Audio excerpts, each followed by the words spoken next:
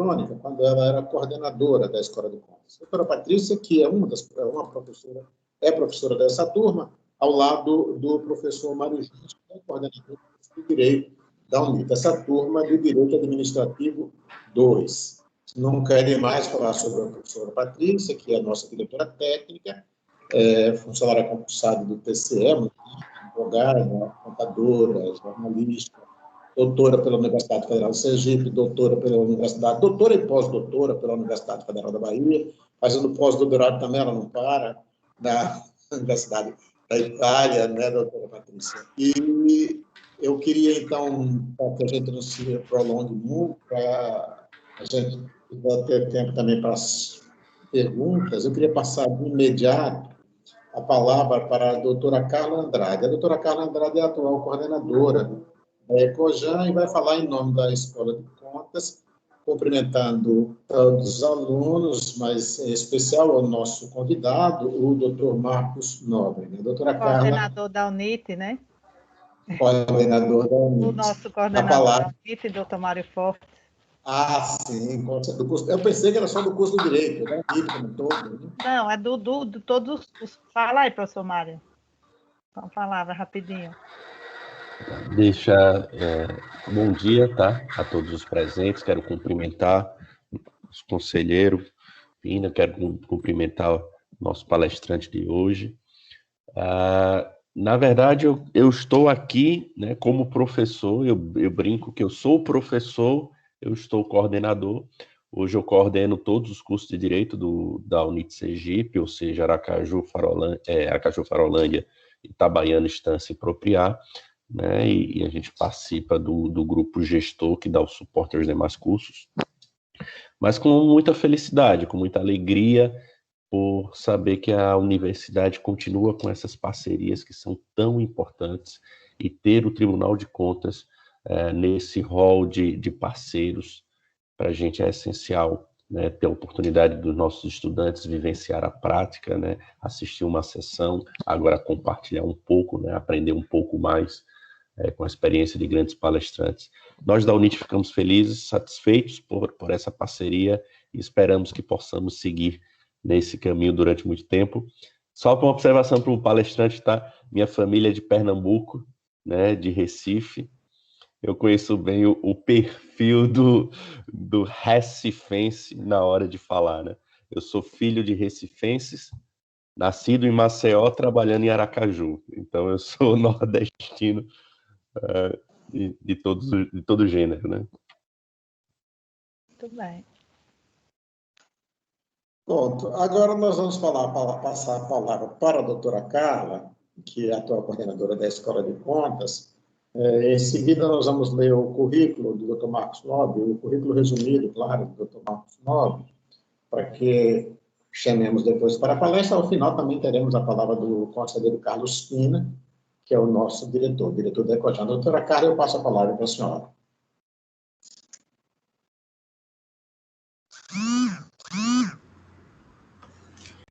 Bom dia a todos.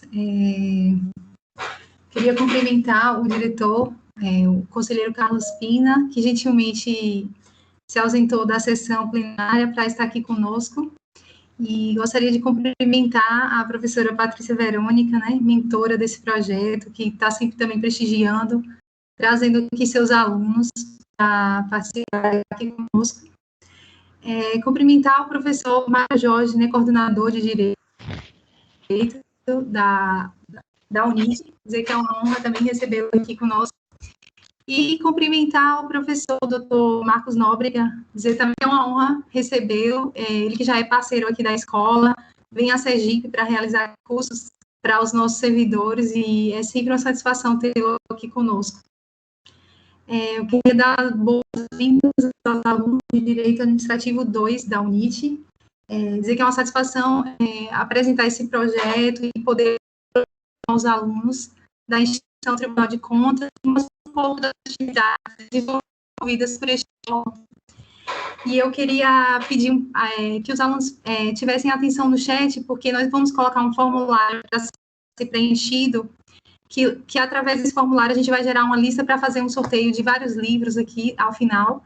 E aí eu gostaria que os alunos prestassem atenção a isso e desejar uma boa aula. Eu tenho certeza que vai ser uma aula de bastante aprendizado para os alunos. É isso.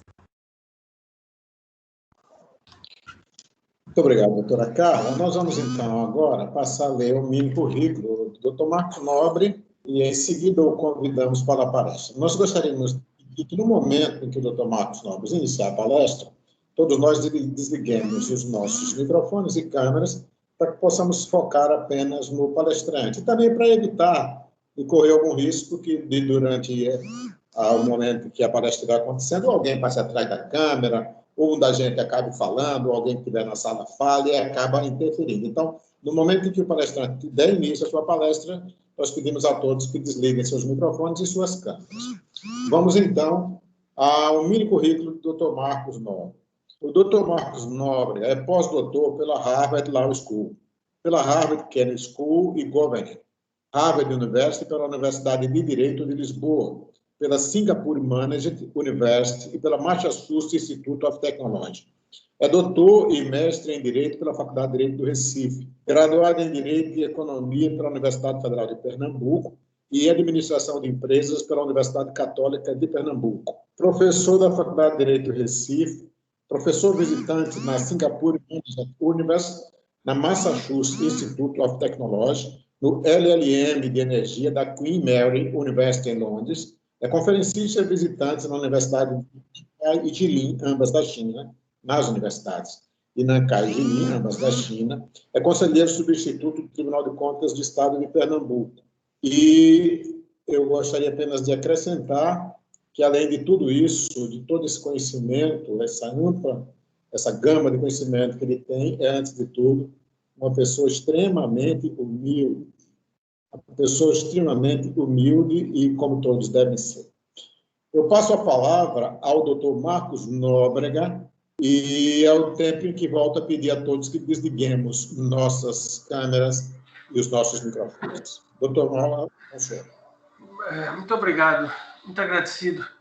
Quero agradecer a todos, Dr. Carlos, Dr. Mário, quero agradecer especialmente a doutora Patrícia Verônica pela oportunidade. Todos conseguem me ouvir? Todos. Muito bem. Quero agradecer especialmente à doutora Patrícia Verônica, que é um grande nome já no direito administrativo brasileiro, venho acompanhando aqui de longe, né, de Pernambuco, a sua trajetória absolutamente incrível ao longo desses anos, escrevendo e com o objetivo mais importante de transferir conhecimento, né? Ela é daquele tipo de professor que deve ser, como deveria ser todos os tipos de professores, né? Não guarda para si, né? Tem o desígnio e a vontade de compartilhar. Então, eu fico muito feliz de estar nesse evento organizado pela doutora Patrícia. Consegue me ouvir, não é isso? Sim, doutor. Estamos ouvindo o senhor. Porque congelou aqui. Enfim.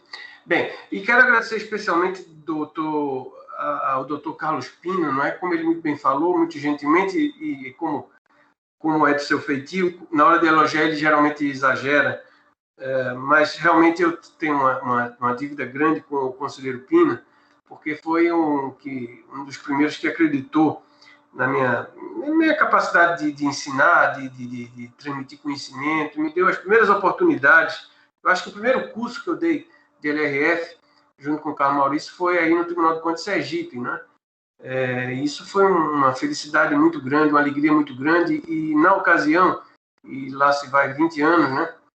E o conselheiro Pina está igual como estava 20 anos atrás, a gente teve a oportunidade de rodar o Brasil inteiro, divulgando e debatendo a nova lei. Então, eu tenho uma admiração muito grande, uma gratidão muito grande ao conselheiro Pina, e fico feliz em reencontrá-lo, embora virtualmente, mas com saúde e com a disposição que sempre foi marcante na sua personalidade.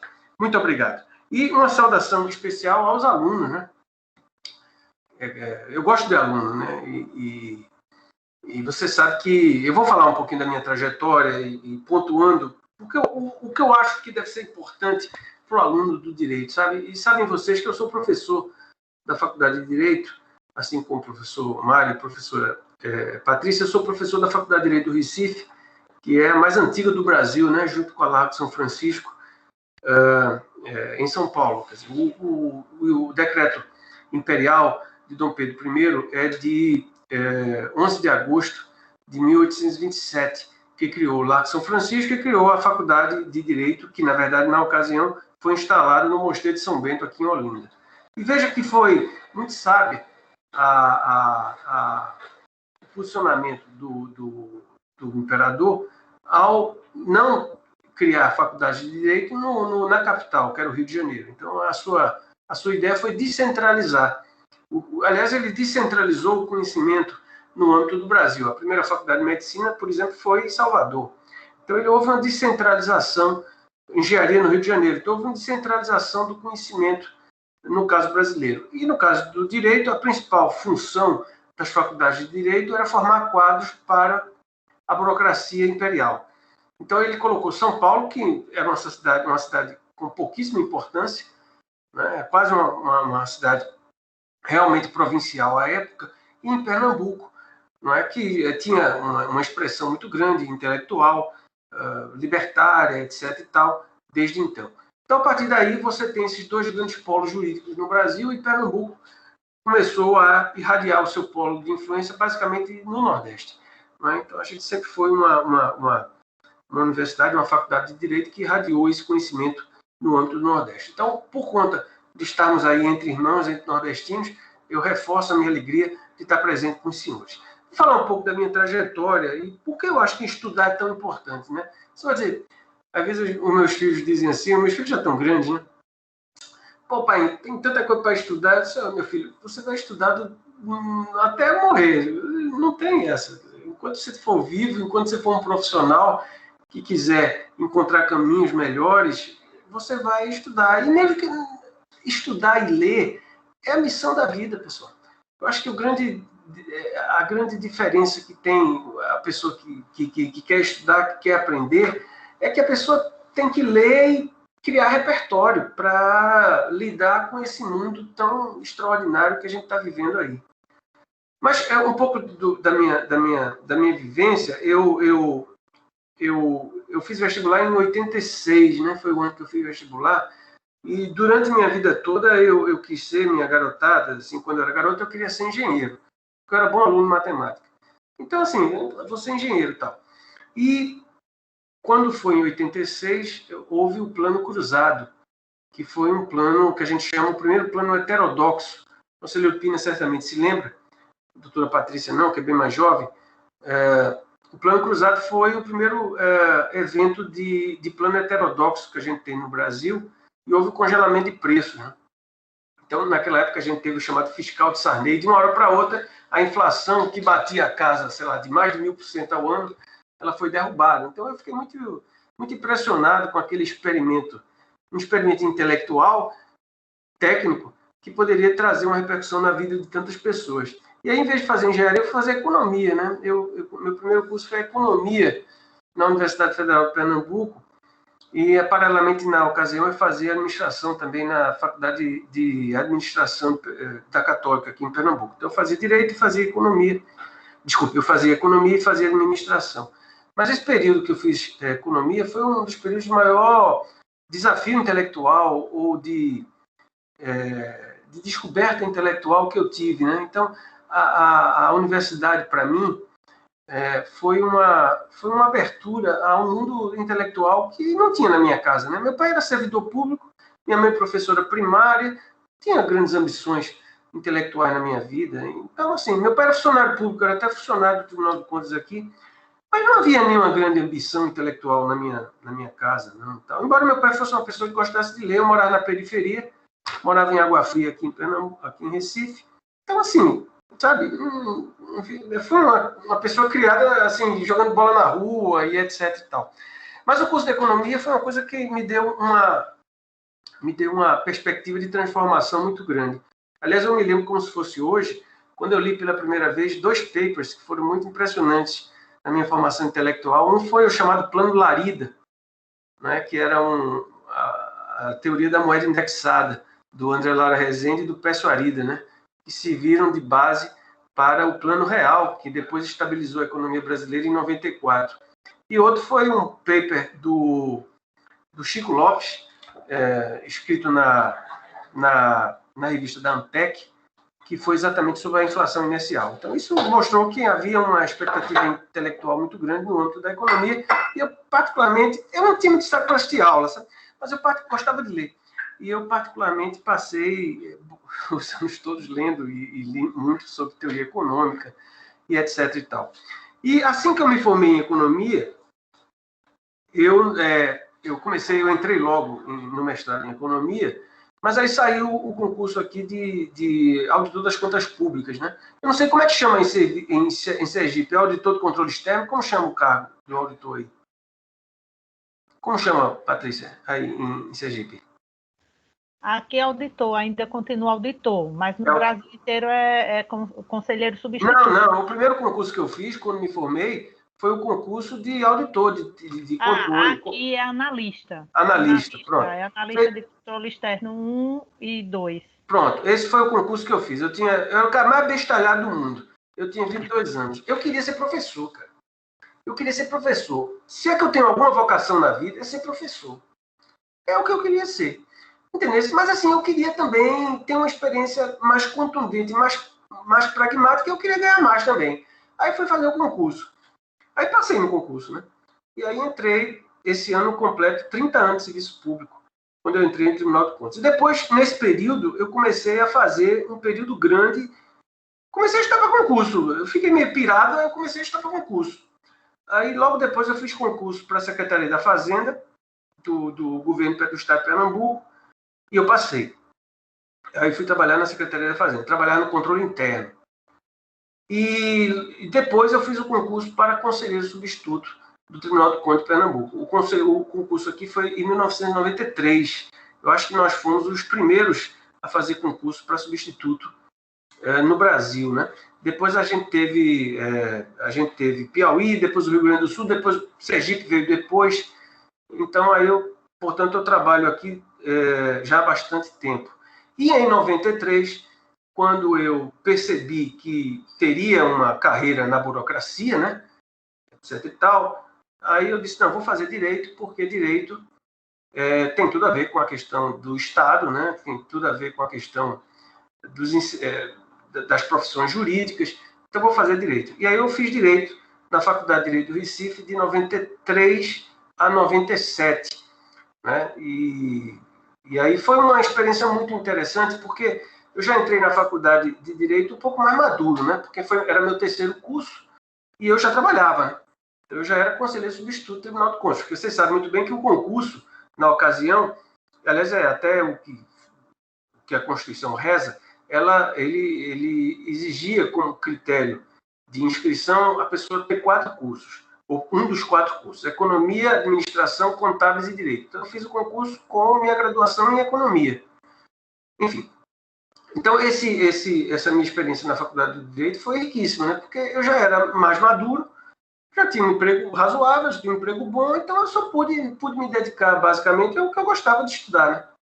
E aí estudei matérias, por exemplo, tem coisas que eu não... O direito de trabalho, são coisas que eu não estudava muito na faculdade. Eu me dedicava mais às questões que eu gostava mais, que era basicamente direito público, que dizia respeito ao meu trabalho, que era direito administrativo, direito constitucional, direito financeiro, etc. e tal. E aí, tive até sorte de conhecer minha esposa na faculdade, né, era minha colega de turno, me casei, né, estou casado há 25 anos, e aí, quando terminou a faculdade de Direito, eu resolvi começar, então, uma carreira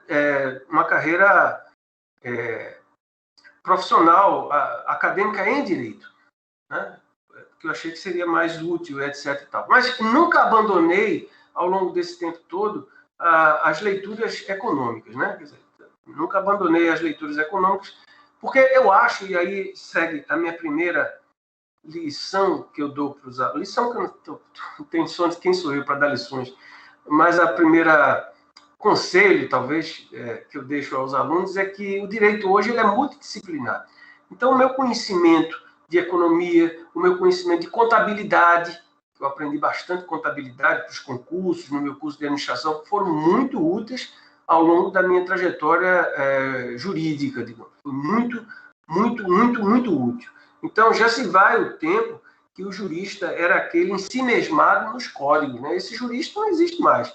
O direito do jurista hoje, ele até rompe com essas fronteiras da economia ou da contabilidade, e hoje ele vai ter que aprender, daqui a pouco ele tem que aprender programação de computador, etc. e tal.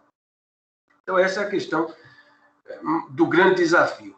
Então, quando eu me formei em Direito, eu resolvi fazer uma carreira acadêmica, né? Então, eu só queria chamar a atenção que na minha casa não tinha ninguém que tinha feito Direito. Eu não conhecia ninguém que fez Direito.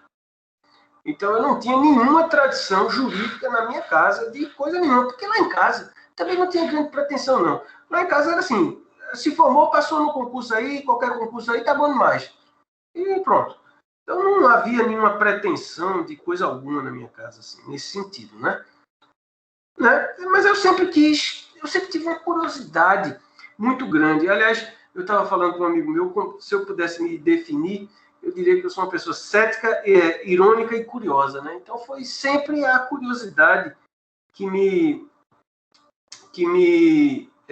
empurrou para as coisas, né? Sempre a curiosidade que me empurrou para as coisas, né? Eu conversava ontem com um amigo meu, Luiz Nelson, que é um amigo meu que é doutor lá em Chicago. A gente estava falando sobre teoria da relatividade, coisa e tal. Eu disse, Luiz Nelson, eu fiz um curso de teoria da relatividade em 1986, quando eu tinha 15 anos. Eu gostava de estudar, e passei minha vida toda estudando isso, né? Estudando questões espaciais. E ainda estudo, leio sempre assim. Eu estou lendo aqui, ó. Eu estou no meu gabinete aqui, curiosamente tem um livro aqui, ó, sobre questão de física quântica. Quer dizer, são coisas que eu gosto e me interessam, etc. E tal. Enfim, aí fiz mestrado e doutorado aqui na Faculdade de Direito do Recife. Aliás, um período de muita efervescência profissional, né? Que foi exatamente nesse período, eu terminei meu doutorado, meu mestrado em 2002 e meu doutorado em 2005, foi nesse período aí, basicamente, onde nasceram meus 3 filhos, onde veio a LRF, onde eu fazia o doutorado, o meu trabalho. Então, foi um período de muito trabalho e muita alegria, né? Porque eu tive a oportunidade de conhecer todos os estados e todos os tribunais do Brasil, exceto Amapá, Acre e Tocantins, que eu não conheço até hoje. Embora dei uma palestra um dia desse para o Acre, mas não tive a oportunidade de ir lá no Acre. Então, conheci o Brasil todo, conheci as dificuldades, aprendi muito com o jeito de vários estados diferentes, as dificuldades do controle de vários estados diferentes, etc. E tal. E quando terminei meu doutorado, isso em 2005, eu disse... Consegue me ouvir, Patrícia? Porque cortou aqui. Consigo, tá bem tranquilo. Aí, quando terminei meu doutorado... O senhor sente necessidade da gente habilitar o vídeo? Eu estou perguntando assim, porque muitas vezes a gente em sala de aula... É melhor sem vídeo, porque fica mais fácil. Porque prejudica, né? Porque, veja, eu não tenho retorno aqui se cair a internet. Então, eu vou até pedir que, se houver algum problema na internet, ato contínuo, me passem o WhatsApp. Que aí tá bom? Combinado. Porque eu não estou tendo... Eu estou acostumado, nesse mundo da pandemia, o cara fica falando por uma tela preta, né? Então, eu estou aqui, não sei nem se vocês estão me ouvindo, mas graças a Deus tem um retorno aí. Mas se cair, perfeito. Se cair, vocês me passam ato contínuo um WhatsApp. Muito bem. Então, Oi. A nossa consultoria técnica está atenta a tudo isso. Qualquer emergência, imediatamente já se entra em contato com o senhor. Pode continuar falando. Se o seu áudio baixar, se cair... Nem a NASA segura a internet, rapaz. Se cair a internet, não tem quem segure, não. Nem a NASA. Mas tudo bem, vamos para frente. Mas o que eu quero dizer é o seguinte, pessoal. Aí, quando chegou em 2005, terminei meu doutorado, eu disse, olha, eu tenho que ter uma experiência internacional. Porque, assim, já fiz meu mestrado, fiz meu doutorado e tal, eu estou querendo. Aí, eu tenho 2 grandes amigos que me deram o seguinte conselho. Um é o querido conselheiro substituto Marco Flávio, aqui do Tribunal de Contas, e outro é o querido professor Ives Gandra, né? Querido amigo, que foi também uma pessoa incrível na minha vida, que me deu as primeiras oportunidades há 20 anos, o professor Ives. E ele disse, Marco, qual é o melhor lugar para ir? Aí eu disse, professor, veja, eu acho que é Harvard, né? Porque aparece na televisão, né? Então pronto, então aplique para Harvard. Eu disse, mas tem a menor condição, como é que eu vou pegar para Harvard? Rapaz, o não você já tem. Não, o não você já tem. Então, o único jeito de tu saber é tu aplicar, né? Eu disse, pô, aí eu comecei a ficar doido com esse negócio. Aí me informei pela internet, você tinha que fazer uma aplicação. E aí tem 2 detalhes interessantes. Primeiro, nunca ninguém na Faculdade de Direito do Recife tinha ido para Harvard. Nunca ninguém. E eu nem sabia inglês direito. Detalhe, ninguém acreditava em mim. Nem minha mãe. Minha mãe dizia assim, meu filho, que invenção. Porque eu fiquei querendo esse negócio, sabe? Fiquei com vontade, fiquei querendo. Botei na minha cabeça. Porque eu vi os filmes e eu disse, pô, eu quero ir para esse negócio, bicho. Quero ir para esse negócio. E ninguém acreditava em mim. A minha mãe dizia, meu filho, pare com isso. Eu me lembro que tinha um amigo meu de colégio, nessa época ele era médico, né? Ele dizia, Marco, por que tu vai tirar tuas crianças da escola, dos amiguinhos dela, para ir para uma aventura dessa? Fica aqui em Recife mesmo, fica aqui, cara. Aí eu disse, pô, eu quero. Aí eu arregimentei, né? Comecei a estudar inglês feito um louco, porque na minha casa não tinha dinheiro para fazer cursinho de inglês, não, com nenhum, não. Não tinha na internet. Como é que a pessoa ia aprender inglês? Você comprava aquela revista Speak Up, que era uma revista que tinha e vinha uma fita cassete. Aí você ficava ouvindo a fita cassete e books on the table. Então você tem que aprender isso. Lembro bem, viu? Não vou dar do seu tempo, não. Tempo dos seus pais, Verônica. Patrícia Verônica, é tempo dos seus pais, não é do seu tempo, não. Aí a pessoa ficava lá ouvindo Speak Up. E aí eu apliquei. Aí eu disse, olha, eu não vou colocar os ovos na mesma cesta, né? Eu apliquei para Harvard, apliquei para Yale e apliquei para Columbia. Columbia, eu não fui aprovado. Aí eu fui aprovado em Yale, que é uma universidade extraordinária, Ivy League, né? Não sei se vocês já ouviram a expressão Ivy League, né? Ivy League, alguém sabe o que é Ivy, pessoal? Ivy League. Alunos, podem falar, não está valendo nota, não. Alguém já ouviu falar nessa expressão Ivy League? Quem já ouviu falar aí, dessa turma? Isso aí vem às vezes em filme. Alguém já viu essa expressão? Eu acredito. Oi? Eu acredito. I believe. Não, I've é YVVI. Não, IVY. IVY, I've, né? Liga, I've. É o seguinte, é uma liga com boa parte das grandes universidades americanas. Então, você tem Harvard, Yale, Columbia, Princeton, Dortmund, enfim. Por que chama Ivy League? Porque Ivy quer dizer trepadeira, aquela plantinha trepadeira que tem aqui no Nordeste. E como lá nessa região dos Estados Unidos é Nova Inglaterra, é New England, tem muito aquelas casas tijolinho aparente. E daí vem filme, que tem muito na Inglaterra, lá é Nova Inglaterra. Então tem muito essa plantinha que vai ramificando pelo tijolinho, sabe? Por isso que chama Ivy League. Então, quando virem a expressão Ivy League, são essas 8 universidades extraordinárias que você tem nessa parte dos Estados Unidos. Aí eu fui aceito em Yale e não tinha a resposta de Harvard. Estava tudo perto, tudo certo para eu ir para New Haven. E aí veio a resposta de Harvard e eu fui aceito em Harvard. Isso foi em 2007. E, vou dizer, foi um dos dias mais alegres da minha vida. Porque eu acreditava em mim, mas assim, era difícil, né? Era difícil. Realmente era difícil. Nas minhas circunstâncias, era difícil. Eu acho que eu devo ter ido na cota de miseráveis. Eu devo ter uma cota lá qualquer, sei lá, de nordestino. Sei lá, não sei o que aconteceu. Tem que ter sorte também um pouco na vida. Aí eu fui lá para Harvard em 2007. Meu amigo, foi extraordinário, porque além disso ter mudado a minha vida, não quer dizer que eu fiquei rico, nem ganhei dinheiro com isso, não. Não é isso, não é isso. Mas assim, isso mudou minha vida porque meus filhos estudaram na escola americana lá, junto de Harvard, na escola pública americana, e eles se alfabetizaram em inglês. E para eles, o meu filho mais velho teve 23, para eles, ir em Harvard Square, tomar um sorvete, é como se fosse lá. Eu voltei várias vezes. Isso fez parte da vida deles.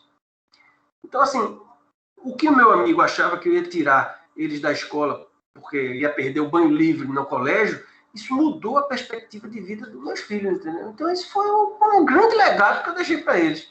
E foi absolutamente extraordinário. Então, essa minha experiência lá, eu tive a oportunidade de ver e viver coisas absolutamente incríveis, né? E aí foi minha primeira experiência internacional. Depois eu voltei, eu continuei escrevendo bastante. E aí eu sou muito grato ao Tribunal de Contas. Eu sou muito grato ao setor público, porque permitiu que eu estudasse, né? Se eu fosse gerente do Bradesco, eu não ia ter condições de fazer isso, né? Se eu fosse, digamos assim, se tivesse outro tipo de profissão assim, eu acho que ia ser difícil, né? O Tribunal de Contas sempre apostou em mim, o sistema apostou em mim, né? Porque eu acho que hoje, talvez eu seja o cara mais graduado de todos os sistemas de Tribunal de Contas, seja eu, né? E aí depois, em 2011, eu voltei em Harvard para a Kennedy School, para a Escola de Governo. Também foi uma experiência muito interessante. Eu passei alguns meses lá em Harvard, e minha mulher não quis ir em 2011, e eu fui sozinho. E aí eu ficava estudando de domingo a domingo, né? Porque eu gosto de estudar, né? Então foi um período que eu fiquei lá, foi um período de aprendizado absolutamente também extraordinário, onde eu aprofundei meus estudos sobre a questão da infraestrutura. E aí veja que nenhum conhecimento se perde, né? Quando eu comecei a estudar um pouco de direito de infraestrutura, teoria econômica da licitação, eu fui buscar, isso foi em 2011, e fui buscar coisas de 15 anos atrás, cara, que eu tinha estudado lá no curso de economia, eu voltei a estudar matemática e etc. E tal. Então, essa foi minha segunda experiência internacional. A terceira experiência internacional foi quando eu fui professor visitante em Lisboa. Passei um ano em Lisboa, o que foi uma coisa muito interessante, porque, embora a minha formação no período de pós-doutorado tenha sido americana, foi bom ir para Lisboa, porque eu tive um resgate do nosso modelo de direito civil law, porque o nosso modelo de direito ele é civil law, né? Porque tem dois grandes modelos de direito, né? Que é o common law, que é o modelo anglo-saxão, e o modelo romano-germânico, que é o modelo do civil law. Então, essa nossa influência ibérica foi importante para mim eu voltar a entender aí de onde vem o direito administrativo brasileiro. E Portugal tem grandes autores, né? Professor Vasco, professora Estorninho, professor Fernando Araújo, um grande nome do direito e economia em Portugal. Então, foi muito bom esse período em Portugal. Isso já estamos em 2013, né? E depois eu tive a oportunidade também, pelas as coisas que a vida dá, né? Essas oportunidades que a vida nos dá, eu tive a oportunidade de ser professor visitante em Singapura, né? E foi talvez a experiência mais impressionante que eu tive, e foi uma imersão no mundo colonial inglês. Singapura é uma cidade-estado. Eu quero só lembrar vocês que eu morava em Água Fria, aqui, na periferia do Recife. Ia para a escola de ônibus. Tinha dinheiro na minha casa, não. Mas ninguém na minha casa era jurista. Então, o que me empurrou nisso tudo foi o conhecimento. Foi a curiosidade. O esforço e a curiosidade. Foi tudo que me empurrou em relação a isso tudo. E Singapura, eu vi coisas... Singapura é uma cidade-estado e do tamanho de Salvador, e tem 5 milhões de habitantes. Então, é uma cidade que é feita para tudo funcionar. E o direito lá é o direito inglês. E aí foi interessante, porque foi um pouco do direito anglo-saxônico, que é pragmático, diferente de nós, que somos mais legalistas. Lá eles são jurisprudenciais. O precedente, como nos americanos também, tem uma força muito grande. E a minha última experiência internacional foi em 2018 e 2019, como eu passei um ano como professor visitante no MIT. Aí foi já outro tipo de experiência, bem mais madura, né? Eu tenho 51 anos. Minha esposa foi, mas eu praticamente fiquei sozinho lá, e estava no inverno, e aí eu ficava também só estudando na biblioteca. Aí eu me lembro que a minha mulher falava com minha mulher no domingo, e disse: Marcos, tu fizeste o que hoje? Eu não fiz nada. Quer dizer, fiquei na biblioteca na hora que abriu, a hora que fechou, né? Fiquei só estudando, né? E aí eu tive a oportunidade de refletir sobre uma coisa muito importante, quer dizer, a tecnologia, né? O que é a tecnologia? Como a tecnologia vai transformar o direito? Como a tecnologia vai transformar as profissões? Não é? Então, tudo isso repercutiu, toda essa minha vivência repercutiu na minha maneira de entender o direito, na maneira de entender fundamentalmente o direito administrativo, porque as relações dos agentes com o poder público, né? E daí, dessa experiência toda, a gente tira algumas lições que são importantes. Primeira lição: tem oportunidade para todo mundo, né?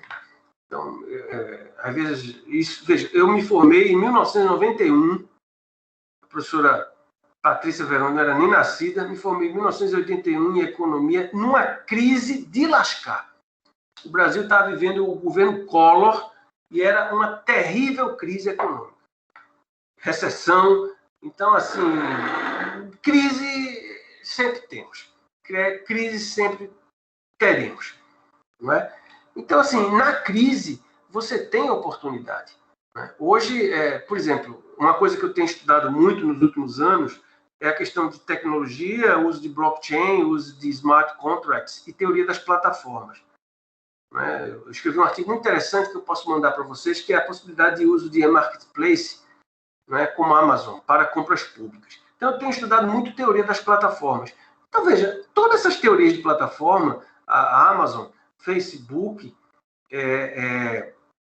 Uber, tudo isso é um caminho extraordinário para a especialização do advogado, para a especialização do jurista. Não tem nenhuma dúvida disso.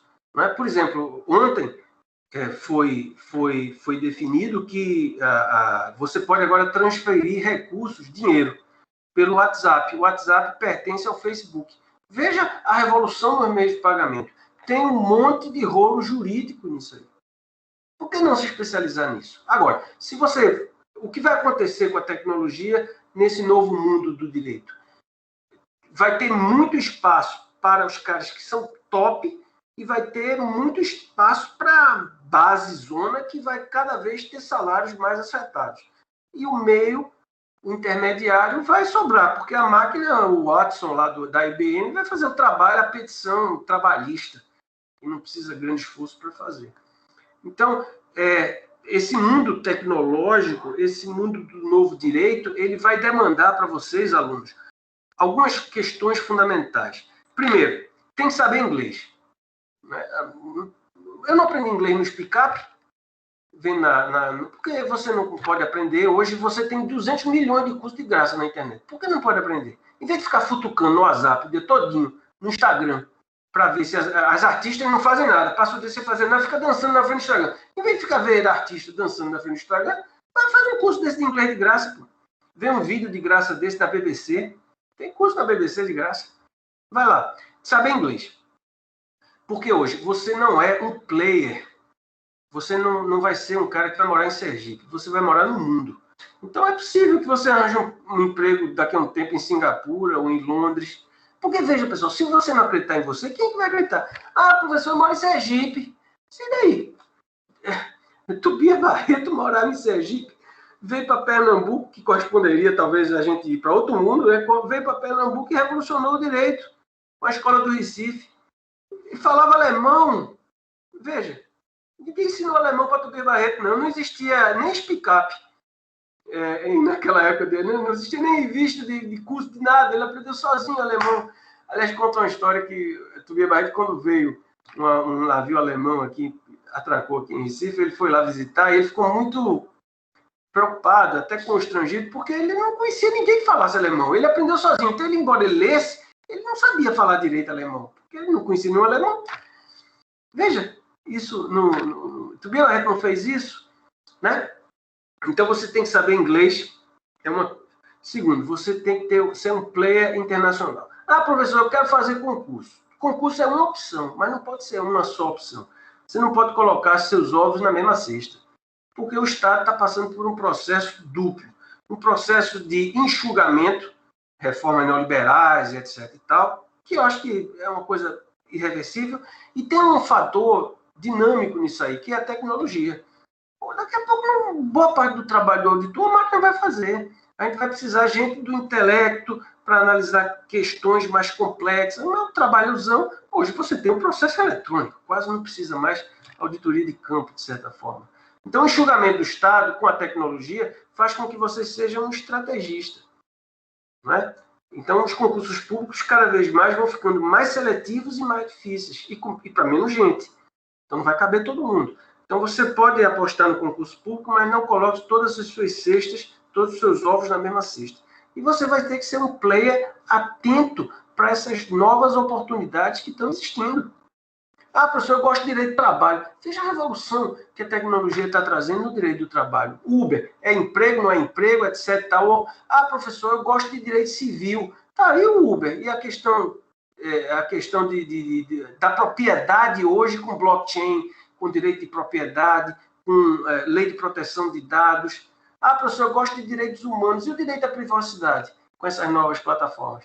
Veja que há espaço para absolutamente tudo. Há espaço para absolutamente tudo que é grande, que é extraordinário. Não é? Existe uma grande... Teve um grande pintor pernambucano, né, chamado Cícero Dias. Ele era um bom vivant, na verdade. Né? Ele era dos anos 10 e dos anos 20, 100 anos atrás. Ele era filho da aristocracia da cana, que podia bancar para ele viver em Paris. Então, ele passou boa parte da vida em Paris. Inclusive, tem um documentário, acho que tem na Amazon Prime, chamado O Compadre de Picasso. Porque Cícero Dias era compadre de Picasso. E o telefone de Picasso em Paris ficava no nome de Cícero Dias, né? Porque o cara não ia chegar... A primeira coisa que o cara fazia quando chegasse em Paris era procurar no catálogo Picasso. Então, a vida de Picasso ia ser um inferno. Então, o telefone de Picasso era no nome de Cícero Dias. E a obra mais famosa dele era uma coisa chamada Eu Vi o Mundo, ele começava em Recife. E é um pouco isso. Eu Vi o Mundo, talvez ele comece em Aracaju. Mas o mundo é grande, cara. O mundo é grande. Né? E ser professor é uma coisa que me dá alegria na vida. Eu fico até triste que eu não posso vê-los, né? Porque eu gostaria muito de estar aí pessoalmente para ver a juventude. Porque eu acho que a vida do professor é vender esperança. Né? Embora eu seja um cético, mas eu vendo esperanças para os alunos. Né? Então, a minha vida é vender esperança para a juventude. Né? Porque eu queria ter 20 anos, assim, de novo. Né? Queria ter 20 anos e ter uma estrada de mais 60 anos pela frente. Acho que seria muito legal, porque eu acho que hoje você tem muito mais oportunidade do que tinha quando eu tinha 20 anos. O mundo era desse tamanho, cara. O mundo era bem pequenininho. A minha vida ela tinha uma dimensão de 2 quadras para frente. O máximo que a gente ia era em João Pessoa, em Maceió. A primeira vez que eu fui para o Rio de Janeiro, parecia que eu estava indo em Marte. Veja como é o mundo hoje. Absolutamente extraordinário. Um dia desse, eu dei aula de manhã, 6 horas da manhã eu dei aula em Londres, online, 11 horas da manhã eu falei em São Paulo, de tarde eu falei no Acre. Como seria possível se não tivéssemos a tecnologia? Né? Então, ser professor me deu a oportunidade de conviver com a juventude, que eu acho que é absolutamente extraordinário, olhar para o futuro e ver o mundo que é maior do que Recife. Né? Então, isso tudo me transformou. Né? Então, eu me sinto... É claro que uma das maiores alegrias da minha vida é certamente a minha família, meus filhos, minha esposa e tal, mas ser professor e ter essa experiência, eu acho que foi a coisa mais importante que aconteceu na minha vida. Mais importante que aconteceu na minha vida. Porque, para mim, não é trabalho. Para mim, é diversão. Para mim, é alegria. Por isso que eu fico alegre de estar aqui. Eu peço até desculpa à Patrícia pela dificuldade de agenda, porque, realmente, com essa nova lei, Patrícia, o povo está tudo atrás de mim, pensando que eu sei a nova lei, mas a nova lei de licitação, mas nem a lei 8666 eu terminei de ler ainda. Então, ainda estou no processo de estudo. Você vê. Agora, sim, faltou a última e mais importante, a mais importante conselho para o jovem, né? Quer dizer, estudem. Hoje mesmo eu acordei, era 15 para as 5 da manhã, eu fui estudar. Fiquei estudei até umas 7h30, aí vim aqui no tribunal, estou no meu gabinete e continuei estudando aqui meus livros. Eu passo minha vida toda a estudar. E estudar, e digo mais, não estudem só direito, não. Estudem, leiam literatura, leiam ciência, leiam tudo, porque isso dá repertório para o jurista. Né? O coisa mais chato do mundo é o jurista cabuloso que só sabe falar de lei. Ninguém quer saber, numa conversa social, ou com um cliente, o que Kelsen disse, ou besteira, ou que, sei lá, de work, Alexi, ninguém está ligando para esse não. A direita é vida, então a vida também é leitura, é ver filmes, é ouvir música. Isso é absolutamente extraordinário. Né? Por exemplo, eu vi um filme um dia desse, que eu recomendo a vocês, eu acho que tem no Netflix, eu acho. Você não estava lá. É um filme em inglês, você não estava aqui, um negócio desse. É um filme em inglês que fala do Uber. O cara é Uber e a vida dele se tornou um verdadeiro inferno porque ele é explorado pelo Uber e tal. É vida, é direito do trabalho, essa coisa toda.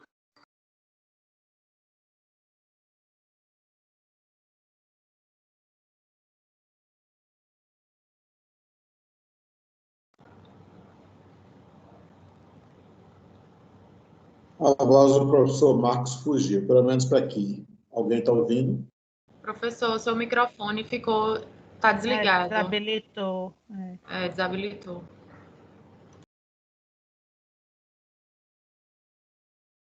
Está desligado ainda.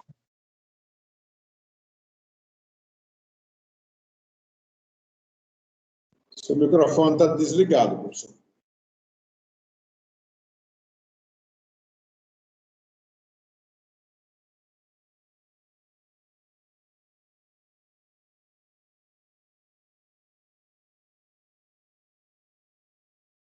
Ainda está.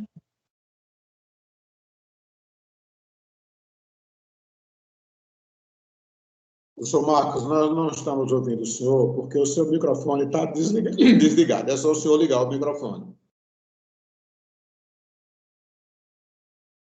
Eu vou enviar um WhatsApp para ele. Eu acho que caiu a conexão.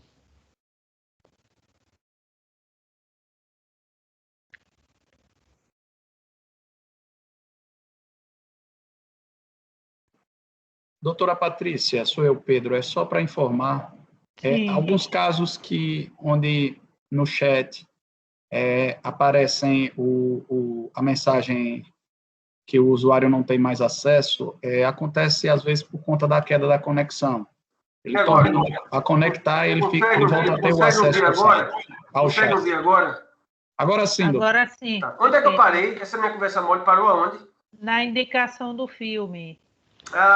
Um filme da Netflix. Você não estava lá. Aqui, você não estava aqui, eu já coloquei no chat, professor. Mas, pai, a bicha é danada, é online mesmo, essa Patrícia Verônica, não é brincadeira. Excelente filme. Então, veja, a grande lição disso tudo é estudar, né? É aprender, etc. Agora, é uma coisa importante. Por trás de todo o currículo exitoso, tem um currículo paralelo de fracasso, né? Porque, veja, eu já levei tanta lapada, já tentei fazer tanta coisa que não deu certo. Então, assim, eu já falhei muito, já fracassei muito, já errei muito, já deu muita coisa errada também. Mas, assim, talvez o mais importante de tudo é aprender com os erros, né? Esse talvez seja o grande desafio, né? Por exemplo, eu passei 3 anos estudando alemão, não aprendi alemão.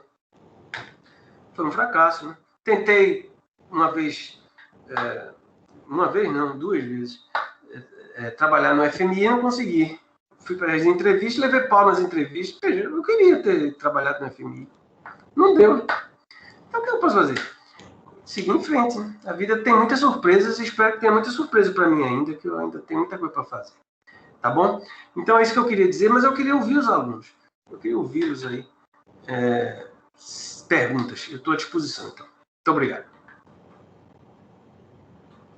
Obrigado, doutor Marcos. Nós, a partir desse momento, como disse o doutor Marcos, ele fica aberto às perguntas e nós convidamos ou pedimos, solicitamos à doutora Annalise que coordene essa parte das perguntas, né? Se alguém tem alguma pergunta, passa para o chat, a doutora Annalise nos envia o nome e nós, imediatamente, a pessoa faz a pergunta ao doutor Mas pode aparecer também, pode aparecer aí.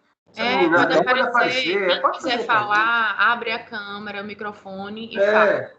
E não chama de doutor, nem de senhor, nem com nenhuma, não. É Marcos.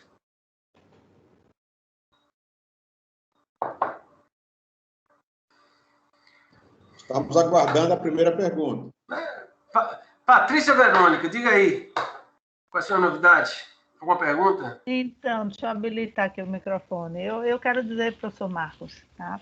Que suas palavras foram bastante inspiradoras. Hoje, mais do que nunca, os alunos precisam de motivação, precisam ter um espelho, precisam ver que nada é fácil, aquilo que o senhor falou, então nada é de graça, né? Tudo tem um preço, você tem que trabalhar, você tem que ralar, você tem que se dedicar, você tem que se programar, né? Então assim, suas palavras foram realmente motivadoras, inspiradoras, nesse momento, né, de crise sanitária, em que todos, não só os alunos, mas precisam se espelhar, precisam ver um motivo, uma razão para seguir em frente, né? E assim, eu falando assim, hoje eu faço um papel dúbio, né? Porque assim, além de professora da UNIT, mas também milito, né, no Tribunal de Contas. O Tribunal de Contas se alegra com a sua presença, né? Porque você sempre participou, sempre, quando possível, né? Porque você falou bem aí, sua agenda é bem lotada, mas assim, o Tribunal de Contas se alegra com a sua presença e principalmente assim, né? Que você ficou, eu vou falar sobre servidor, e isso foi muito maior, muito mais gratificante do que você possa imaginar. Tá? Então, você foi inspirado pelo divino. Até porque hoje de manhã, quando você me perguntou, né, eu disse, não, fale sobre servidor e tal. E aí você veio com isso, que isso é importante. Eu sei que você segue muito a sua intuição, seu coração.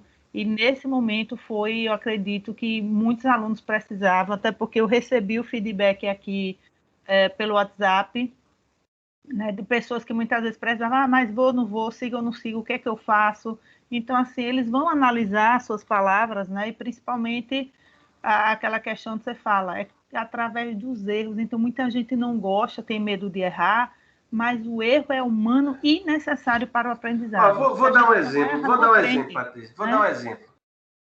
Esse exemplo que eu dei para vocês. Acho que foi em 2012. Fiz uma aplicação para o FMI, para o Legal Department. E aí eu passei em todas as fases, fui para a entrevista. Aí quando chegou lá na entrevista, tá nervoso, lá em Washington. Eu fui lá para a entrevista. Aí quando chegou lá, eu estava muito nervoso. Eram 5 pessoas para me entrevistar.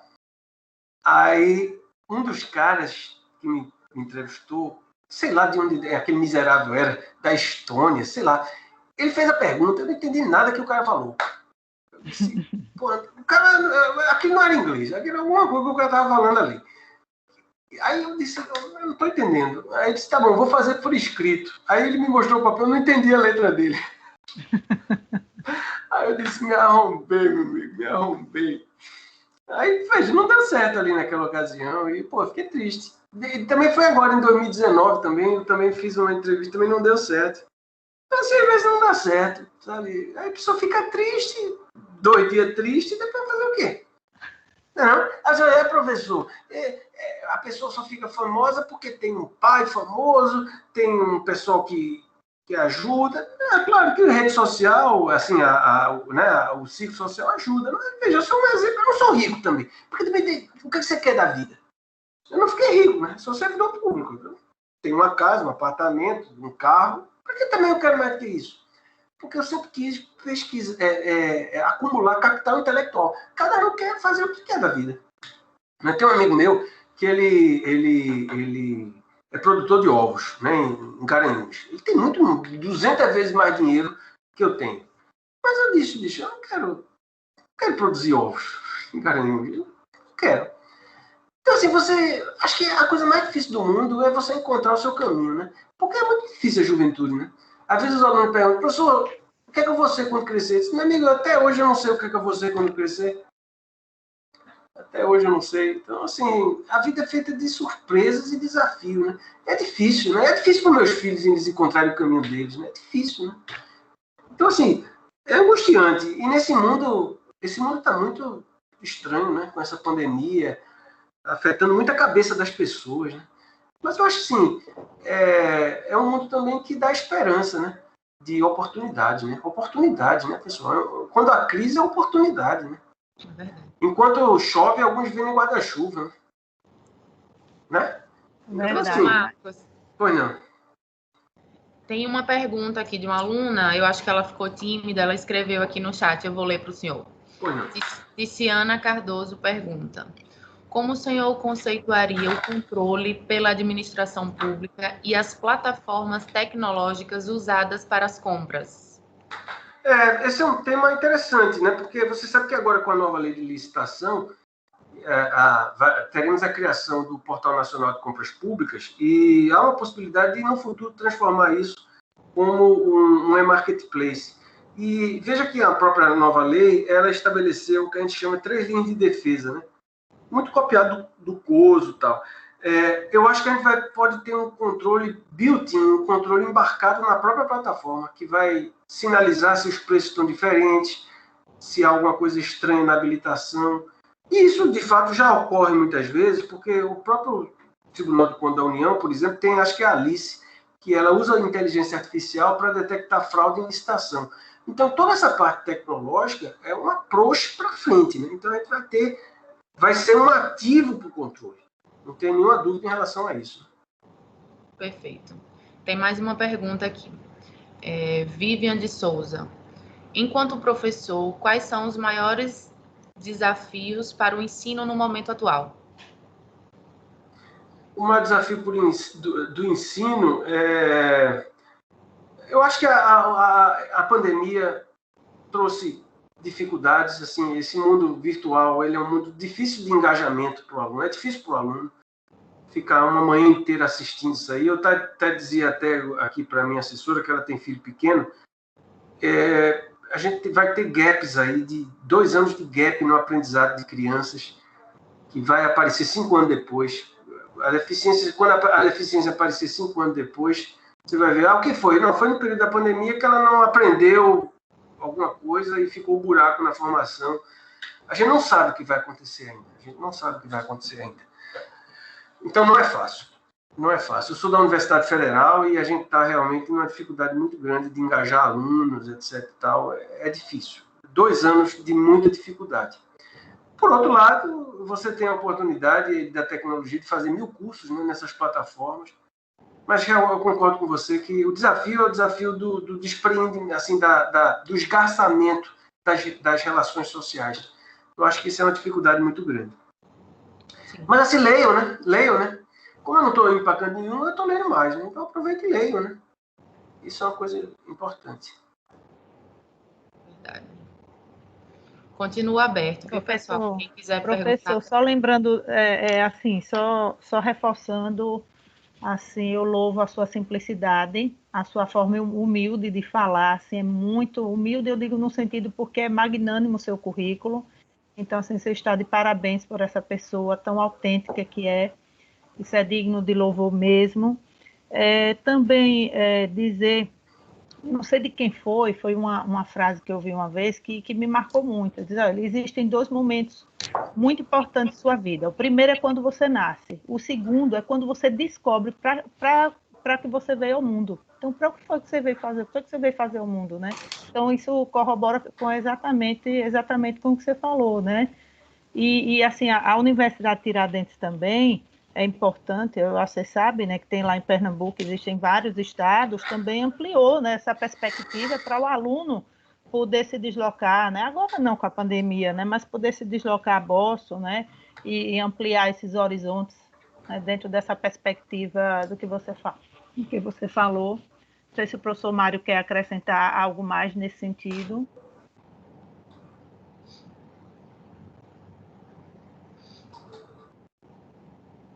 Ou algum aluno também que queira se manifestar? Veja, assim, eu fico muito contente de conversar com você. Eu gosto de alunos, sabe? Gosto da juventude. Eu me sinto jovem também quando estou em contato com os alunos, né? E depois, se tiver alguma pergunta, quiserem passar para a professora, ela passa para mim. Vai ser um prazer também. Então, assim, enfim. O que eu quero aqui é agradecer mais uma vez a oportunidade, dizer que foi uma alegria muito grande, parabenizar e dizer que vocês estão em boas mãos, né? Professor Mário e professora Patrícia Verônica, né? Eu conheço bem a professora Patrícia Verônica, que, como eu falei, é uma entusiasta do ensino. Agradecer mais uma vez o convite do Tribunal do Contas de Sergipe. Me sinto um pouco sergipano, porque minha carreira profissional, assim, no âmbito público, tem um toque muito importante de Sergipe, não é? Agradecer ao conselheiro Pina, como eu falei, foi uma pessoa muito importante da minha trajetória. Quero dizer que fico muito feliz em revê-lo com saúde, e isso é muito bom. Né? O doutor Carlos Alberto também, que sempre foi um incentivador, meu querido amigo. Enfim, e dizer que estou à disposição para próximos eventos.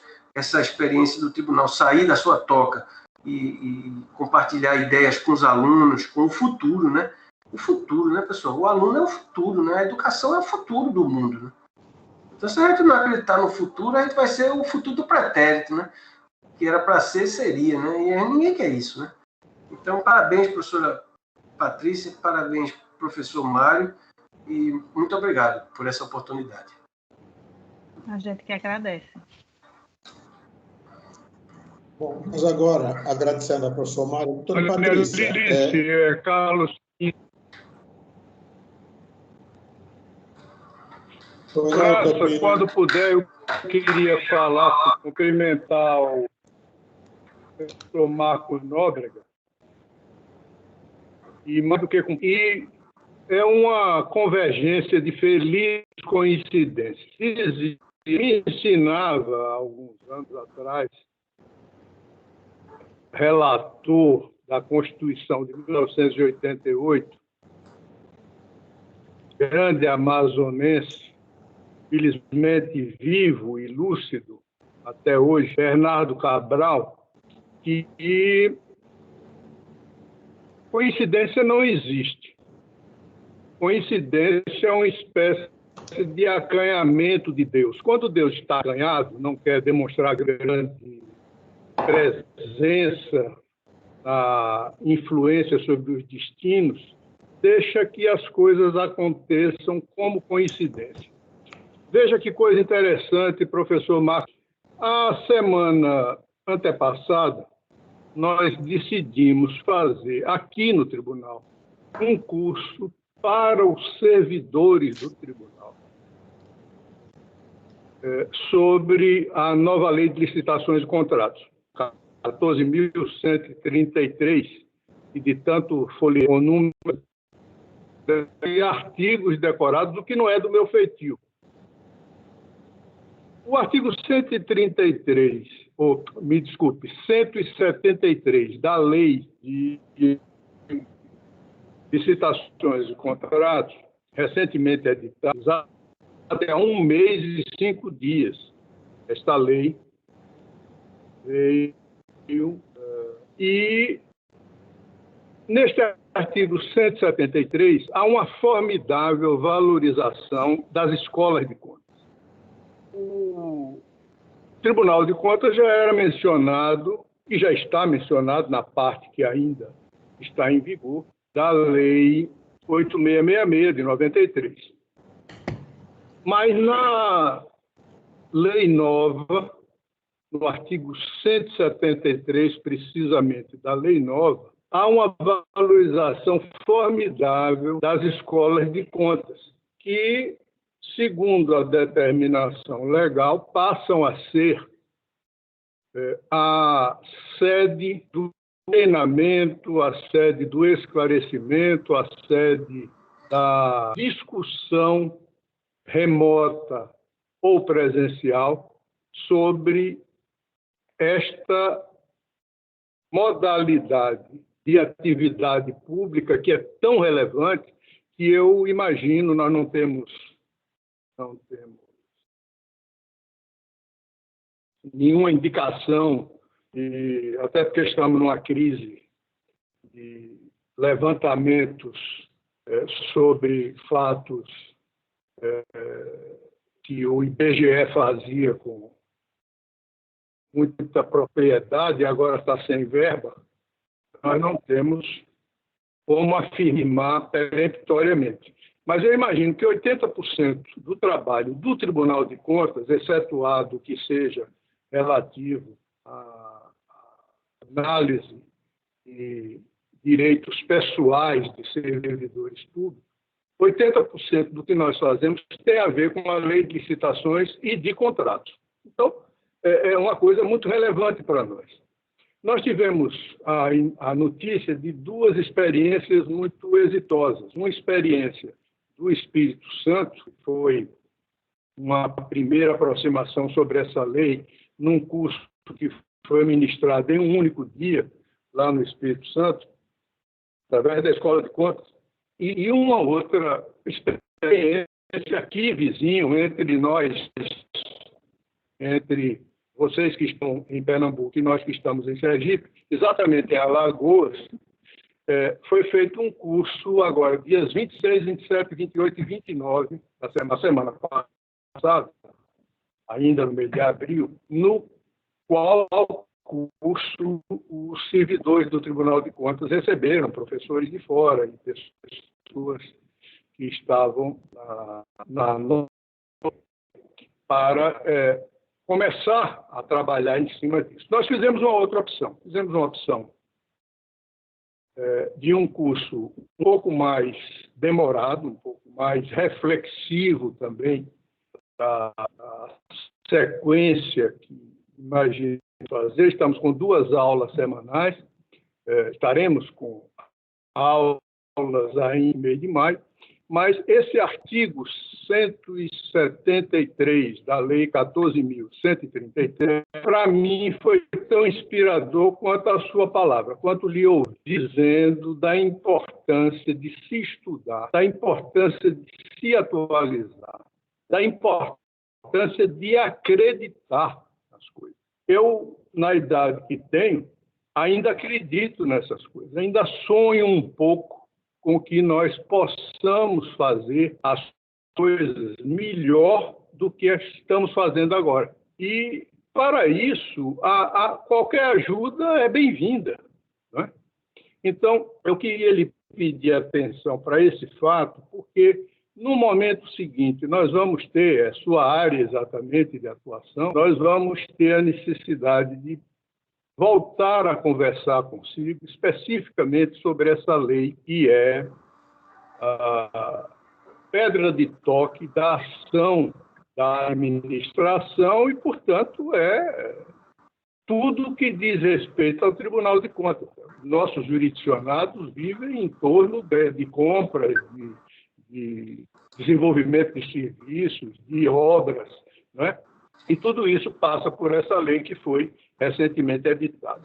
Eu estou fazendo essa observação não apenas para deixá-lo de sobreaviso, porque nós vamos precisar de sua palavra sobre isso, mas porque nós agregamos neste curso alguma coisa que o Tribunal de Contas de Sergipe faz com muito gosto, que é o componente cultural, componente de desenvolvimento pessoal. Estamos dirigindo esse desenvolvimento pessoal especificamente para os nossos servidores, nesse caso específico, do treinamento sobre a lei de licitações e contratos, mas essas suas reflexões vieram nos ajudar muito. E a convergência de coincidências é a seguinte: eu tive a oportunidade de lhe fazer esse mesmo convite quando presidi a Associação dos Tribunais de Contas do Brasil e precisei de alguém, e precisei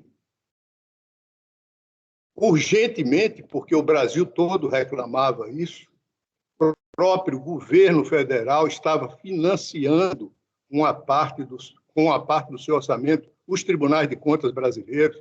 O Banco Interamericano de Desenvolvimento nos deu quase 300 milhões de dólares para a gente fazer aquele programa que eu comecei a implementar em 2002, 2003, que foi o PROMOEX, o Programa de Desenvolvimento do Controle Externo, no qual você nos ajudou tanto, rodando esse Brasil de fora a fora. Naquela época a gente podia. A gente até reclamava quando tinha que ir para além do nosso circuito Elizabeth Arden.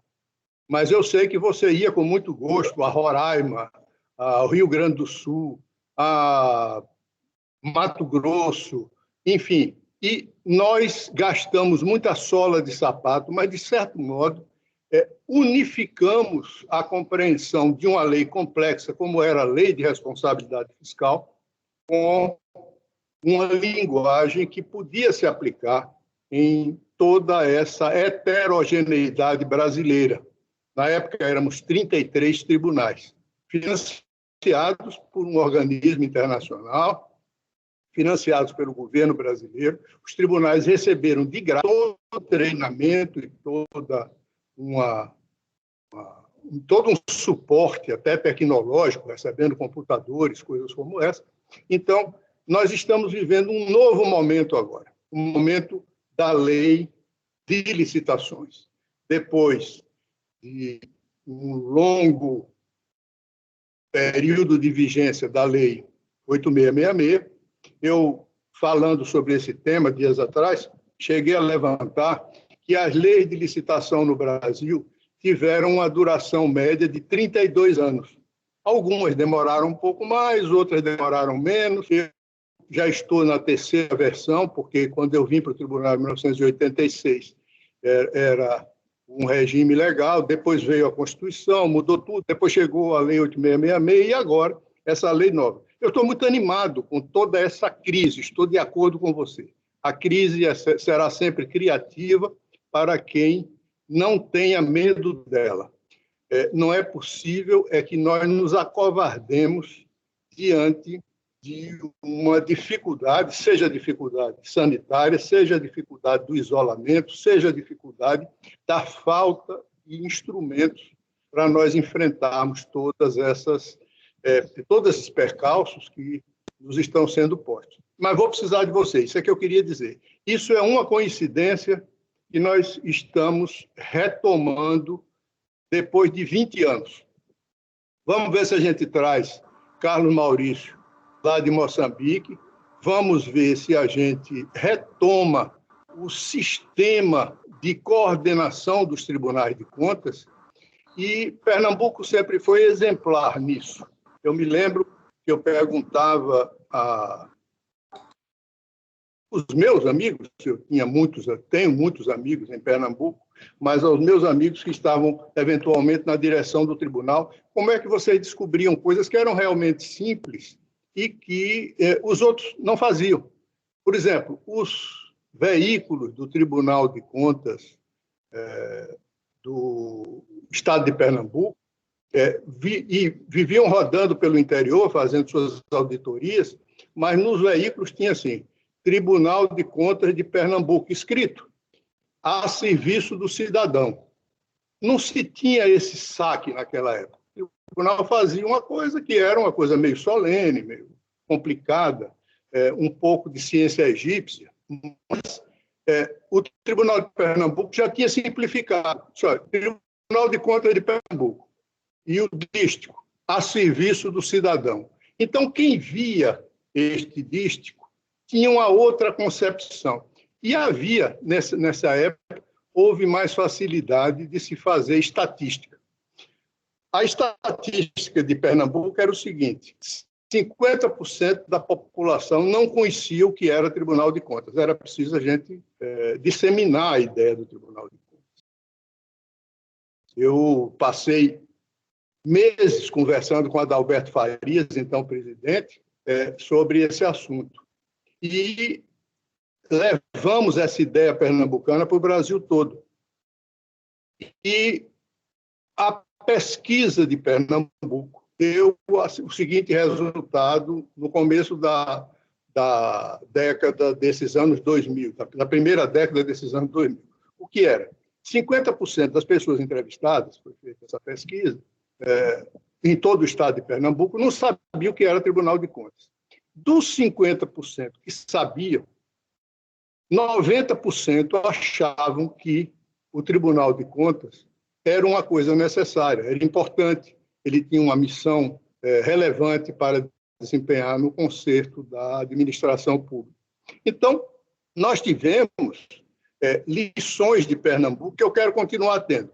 Vou repetir, chegamos a um momento de convergência, novamente, de compreensão, de solidariedade na discussão de temas relevantes, sobretudo para a administração pública, que é o nosso campo de atuação, e eu vou precisar contar muito consigo, até porque temos um histórico muito positivo nesses nossos currículos. O seu um currículo internacional, o meu um currículo mais local e mais admirado com as coisas pernambucanas, como estou lhe dizendo, porque me vali sempre da simplicidade com que Pernambuco enfrenta coisas que são aparentemente complexas, mas que se refletem muito na sua personalidade.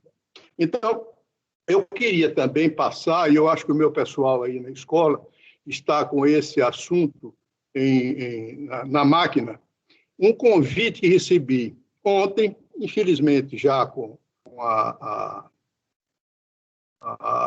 época da inscrição vencida, porque encerrou-se ontem a inscrição para esse curso, de um curso que é de Harvard, sobre educação e sobre textos culturais. É um jovem professor sergipano chamado Matheus Batalha, que é professor em Harvard também. Ele lá trabalha, ele é psicólogo de formação, trabalha com a professora Doris Sommer, e eu tive a oportunidade de estreitar o contato com ele. Ele é neto de um antigo e operoso, já falecido, conselheiro do Tribunal de Contas, o conselheiro Moreira Filho, e ele tem sido muito presente nas nossas atividades culturais da Academia Sergipana de Letras, da qual participamos, a professora Patrícia, Verônica e eu, e da Escola de Contas. Ele me mandou um convite ontem sobre um programa chamado Pretext, que foi desenvolvido pela professora Doris Sommer, em Harvard, e como você é originário de Harvard, eu queria mostrar esse convite, alertando também, pedindo a atenção dos alunos da UNIT para um eventual desdobramento desse sistema de cursos que vão ser desenvolvidos aqui no Brasil, com a plataforma da Harvard, e queria também que se levasse para Pernambuco a notícia da operação deste curso, no qual nós, da Escola de Contas, vamos também participar na segunda etapa. Então, porque é destinado a professores, nós estamos com um problema grave, eu vi atentamente o que você disse sobre a educação, vamos evitar esse gap, ou pelo menos limitar o gap de aprendizado dos alunos, sobretudo dos alunos da parte inicial da escola brasileira, mas eu queria que veja aí, Anne, se você está disponível com aquele convite do Pretext, que eu queria pôr na tela, até em homenagem à formação, à alma mater, digamos assim, do professor Marcos Nóbrega, que é a Universidade de Harvard, nos Estados Unidos. Está aí o convite, é uma oficina que se dedica a uma aproximação dos alunos de nível superior, da mais variada coloração, e é uma relação entre psicologia e literatura. Tem tudo a ver com a cultura, tem a ver com a Academia de Letras de Sergipe, da qual eu participo com muita honra, como a professora Patrícia Verônica, e vai ter uma manifestação também específica da Escola de Contas. Eu quero agradecer muito ao professor Marcos Nóbrega, dizer a ele o prazer que tenho em reencontrá-lo, mas que isso não vai ficar só nessa coisa, não. Nós vamos estar juntos na sequência e talvez muito especificamente relativamente a esta lei de licitação e contratos, que tem tudo a ver com o Tribunal de Contas, tem tudo a ver com a Universidade Brasileira e tem tudo a ver com um Brasil melhor que nós todos desejamos, vencida que seja esta crise a qual estamos envolvidos. Muito obrigado, Nóbrega. Um abraço forte para todos os nossos amigos aí do Tribunal de Contas de Pernambuco, e eu quero, mais uma vez, dizer que você está em casa e que nós ficamos a dever mais à professora Patrícia esse convite tão oportuno e tão agradável, porque ao receber conhecimento, nós não precisamos nada de muito sisudo, nada de muito complicado, nada. Vamos utilizar a simplicidade pernambucana, que eu comecei elogiando e quero concluir minha fala elogiando também, mas a simplicidade pragmática, a simplicidade que tem um propósito, e esse propósito foi atingido amplamente nesta aula que você nos ministrou agora. Seu aluno agradece muito. Obrigado, conselheiro. Um abraço. Beijo grande aí. Saúde aí para o senhor. Muito obrigado, pessoal. Muito agradecido. Estou à disposição. Aliás, eu fui até nomeado numa comissão da Tricom para acompanhar a implantação da nova lei de licitação para os tribunais, e também recebi até um telefonema da conselheira Doras do Tocantins também, pedindo que eu colaborasse no IRB. Então, sou um soldado, estou sempre à disposição. Então, muito obrigado, Patrícia, muito obrigado, professor. Parabéns, Mário. professor. E Gratidão. eu tenho que ir embora, que eu tenho uma reunião agora, meio-dia. Mas eu quero deixar o meu forte abraço, o meu beijo. Mais importante que fico muito feliz em encontrá-los com saúde, tá bom? E a gente vai se ver certamente em breve em outros eventos, tá bom? Um beijo grande, pessoal. Fiquem com Deus. Obrigada. Com saúde. Obrigado, conselheiro Pina. Obrigada. Obrigada, Patrícia. professor. Um abraço. Obrigado, valeu. Também. Gratidão. Gratidão. Obrigado. Agradecendo ao doutor Marcos, nós queremos passar... Doutor Pineda, quer falar mais alguma coisa? Não, França, eu queria me despedir só de Marcos, porque sei que ele tinha uma hora apertada, viu? Mas quero agradecer a você também, ao pessoal da técnica, agradecer à doutora Patrícia, ao professor Mário Jorge Fortes. Gratidão é nossa da UNIT, pela recepção maravilhosa desse projeto. Encantados, estamos encantados. Eu estou falando em meu nome e em nome do Tribunal de Contas do Estado de Sergipe, porque há muito tempo não temos uma afluência tão significativa e quero registrar o nosso especial agrado com a visita de tantos e tantas alunas da UNIT nesta nossa atividade cultural da escola e na visita à sessão plenária do nosso tribunal. Muito obrigado a todos. Obrigado, doutor Pina. Nós vamos passar agora para a doutora Anne, para ela providenciar o sorteio de livros, né, doutora Anne? Isso mesmo. A gente vai proceder agora com o sorteio de uns livros, como forma de prestigiar os alunos que estiveram aqui nesta manhã com a gente, dizer à professora Patrícia e ao professor Mário Jorge que foi uma honra retomar as atividades do TCE Cidadão Virtual com os senhores aqui hoje. Eu vou compartilhar com vocês a minha tela. A gente gerou no início do evento um formulário. 45 alunos responderam a este formulário. Vocês estão vendo a minha planilha? Estão todos vendo a minha planilha? Não. Tá não, tá disponível não. Deixa eu olhar.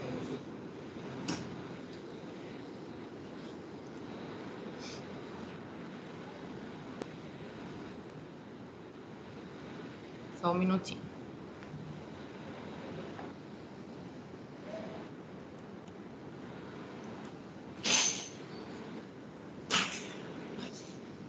Para mim já está aparecendo, para vocês não, né?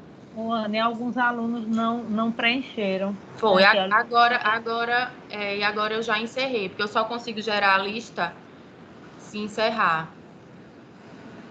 Eu encerrei, acabei de encerrar para poder gerar a lista. Anne, veja aí o seu WhatsApp, por favor.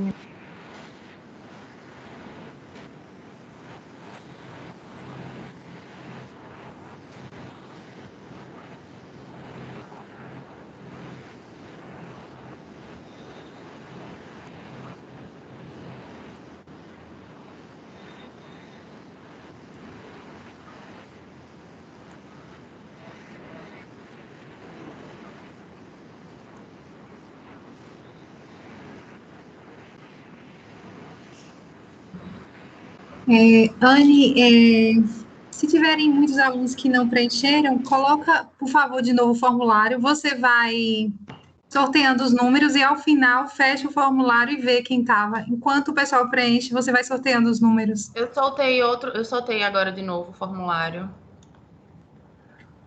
Tá aqui no nosso chat. Carla? Oi, França. É Pedro que está falando. Oi, Pedro. Ô, Carla, você me pediu ontem, né, me cobrou a questão do compartilhamento. Vou providenciar isso, viu? É que eu ainda não parei para ver como é que faz para compartilhar o vídeo no ambiente, viu, para todo mundo. Miguel conseguiu, ele vai me passar aqui, eu vou Que o do primeiro eu é não do primeiro. compartilhar a lista, o meu formulário do Excel. Tudo bem. Ô, Pedro, agora ajuda a Anne para a gente tentar compartilhar. Ô, Anne, não precisa compartilhar a lista no momento, não. Compartilha a tela do sorteio, o site. Sim, exatamente. Você vai sorteando os números e a gente olha a lista por aqui. Ô, Anne, o que você pode fazer é o seguinte, você pode baixar a lista, abrir no Excel, né, como eu orientei para você naquele dia. Sim. E depois salvar ou fazer um upload desse arquivo para o OneDrive. Aquela nuvenzinha que tem ali entre os aplicativos da Microsoft. Não sei se você já usou, né? Se você utiliza o OneDrive. Não?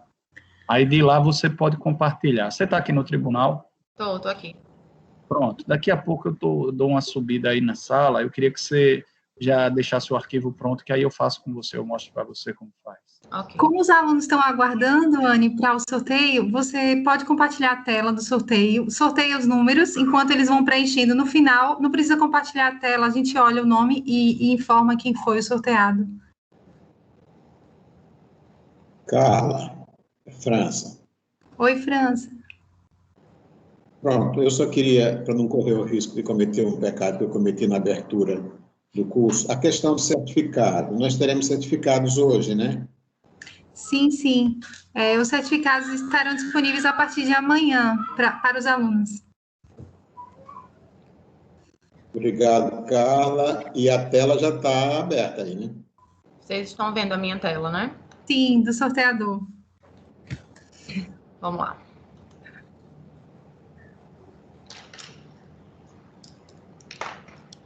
Tá aparecendo para todo mundo? Sim, sorteado número 45, né? Perfeito. Você sorteou o que agora? Vamos sortear logo todos os números e depois a gente olha na lista.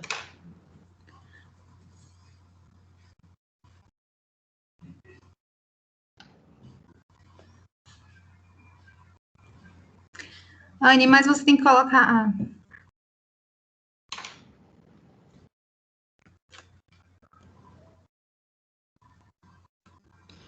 Eu vou sortear 3 vezes, porque são 3 kits.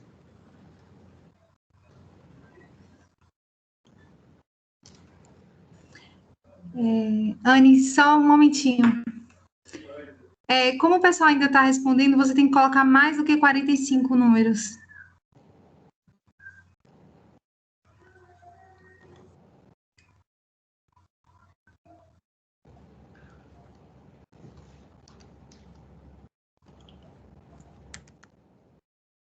Me parece que as pessoas não pararam de responder, né? Que a doutora Patrícia pediu para eu abrir, você também pediu para eu abrir, e tem gente respondendo nesse momento, então não tem como eu saber o número que eu vou colocar aqui. Anne, então, eu pensei isso, mas coloca 70 e a gente, depois, se tiver a mais, a gente... Só queria combinar com o Pedro aí, foram 59 que participaram, né, Pedro? Pronto, 31. Na reunião existem 56. Aqui, momento nessa reunião, 56. Mas a gente está olhando lá no formulário, quem respondeu. Certo. 38. 28.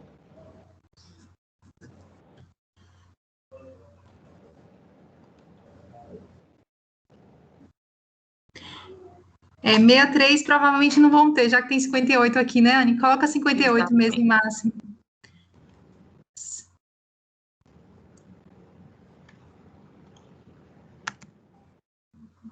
Ou se cair assim, a gente coloca a última pessoa, se for... Aí, 32.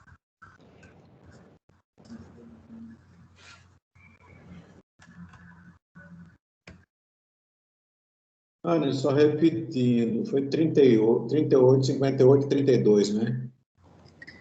38, 28, 32.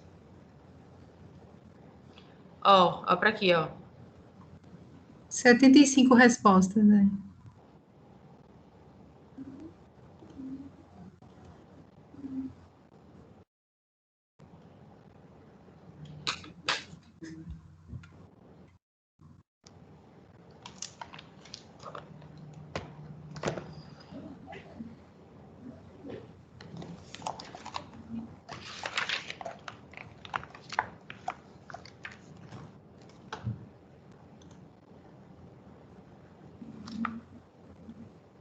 Tá todo mundo vendo aí?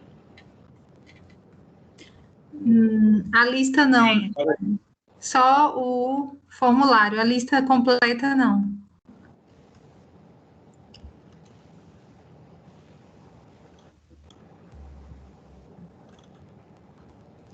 Não sei por que eu não consigo mostrar, mas eu vou dizer aqui os nomes. Mas você menciona.